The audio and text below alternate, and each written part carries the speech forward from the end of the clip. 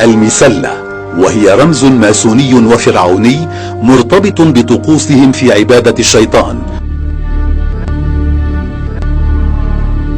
ويمكن مشاهدته في أماكن كثيرة في العالم، بما لا يدع مجالا للشك في أن هناك عملا منظما لتحويل رموز الشيطان إلى واقع ثقافي تمهيدا لقدوم الأعور الدجال.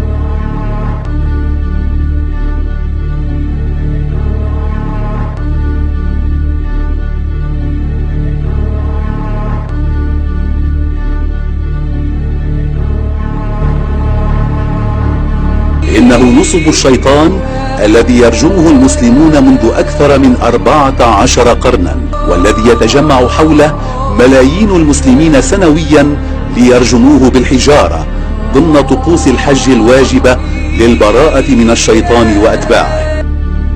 والمفاجأة التي لن تصدق أن نصب الشيطان تحول من مسلة إلى حائط في غفلة من الزمن.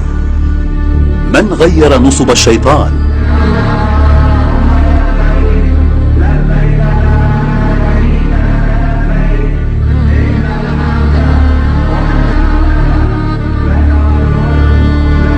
ولمصلحة من تحول من مسلة إلى حائط؟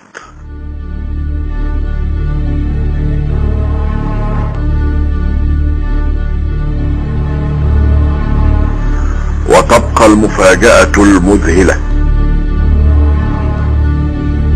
هل يعلم المسلمون أين نصب الشيطان الآن؟ إنه فوق جبل عرفة، يتبرك به المسلمون في يوم وقوفهم على جبل عرفة، ويقرؤون القرآن قربه ويلبون لله. إن نصب الشيطان فوق جبل عرفة.